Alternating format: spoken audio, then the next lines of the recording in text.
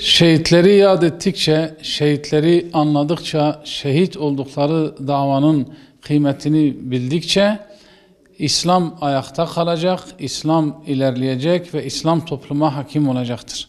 Dolayısıyla bu tip etkinliklere katılmanın, şehitlerin şehadet yıl dönümünü kutlamanın önemi çok büyüktür. Çünkü bir toplum ancak bu şekilde şehitleri yad ederek, şehitleri anlayarak, şehadet yıl dönümlerini kutlayarak şehadet aşkını kalbinde diri tutar.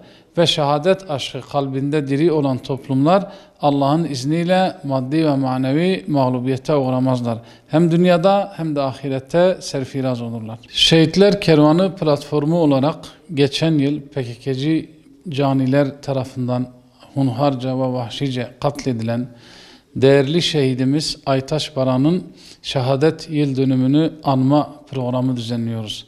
Program ayın 9'unda ikindi namazından sonra saat 5'te Yeniköy mezarlığında olacaktır. Şehit Aytaç Baran'ın sevenlerini, şehadet aşıklarını ve tüm Müslüman halkımızı programa iştirak etmeye bekliyoruz ve davet ediyoruz.